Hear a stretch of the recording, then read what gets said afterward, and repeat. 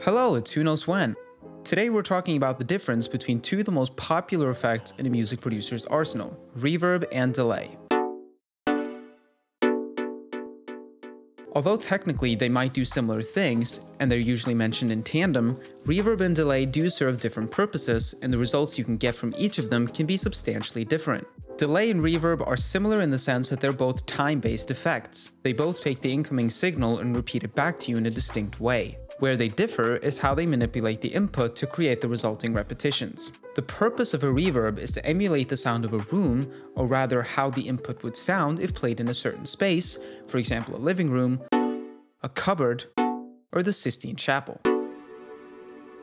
So reverb will play back the sound in a way similar to the reflections that sound would have generated if played in that space. Although a reverb will create repetitions of the input sound, similar to what a delay would do, the repetitions come so close together that reverb will most often sound like a continuous tail.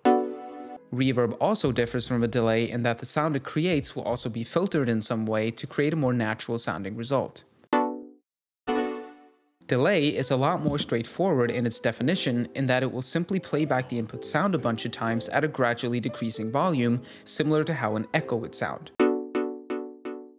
But not actually an echo. A delay will also play back the sound at a specific time interval defined by the user.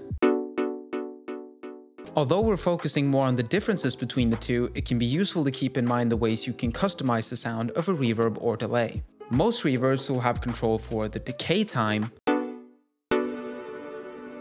the room size, a pre-delay, and a filter. While most delays will feature controls for the time interval,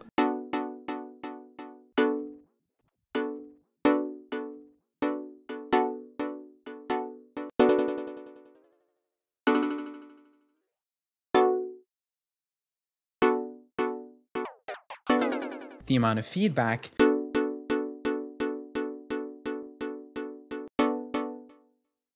some controls to stereoize the feedback, including different delay types,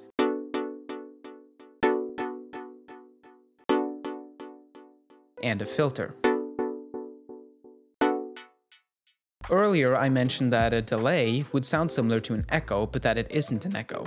That's because an echo is essentially a subset of delay effects. It does a lot of the same, but it will add on ambience and more natural timings to emulate a more naturally occurring echo. A delay doesn't have to sound natural, and usually it won't.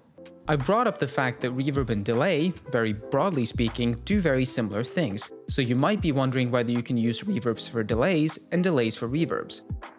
Or you might not. I mean, that's a pretty random thing to be wondering. In any case, the answer is, kind of.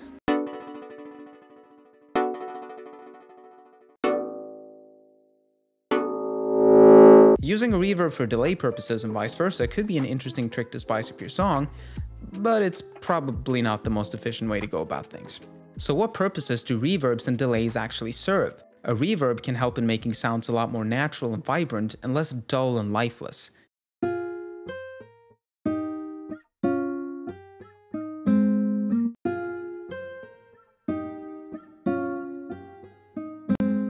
By putting a sound in some sort of space, it will sound a lot less tense than a sound played with absolutely no reflection of any kind. A delay can help fill in spaces between instruments to create a better flow, and it can help add an increased width to instruments while still keeping them in the front of the mix.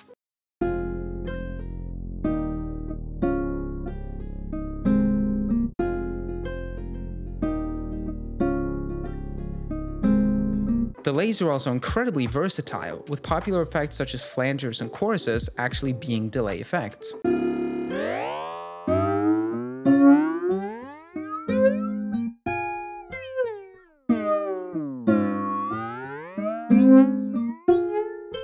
With both, however, subtlety is key, as too much of either will make a mix sound incredibly drowned out and messy straight away. Despite that, both effects can add a lot to a sound, and they can both serve both practical and creative purposes. So what then are some common ways in which we can use reverb and/or delay? A popular use of both reverb and delay can, for example, be found in EDM music, where big uplifting chords really just don't sound the same without them.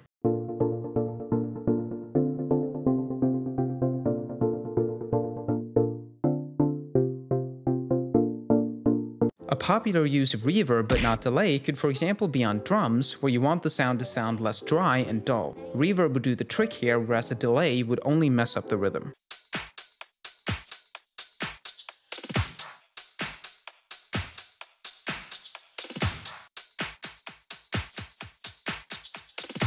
And finally, a popular use of delay but not reverb could be on, for example, lead guitar, where you want to give space and width to the sound, but still keep it in front in the mix.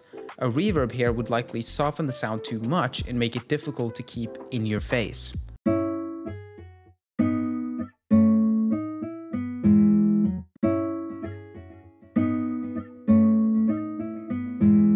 So those are the basic differences between a reverb and a delay. They can both be used for so much in a song, they can be used individually, together, or not at all. Like, they don't have to be on everything, like they're not magic.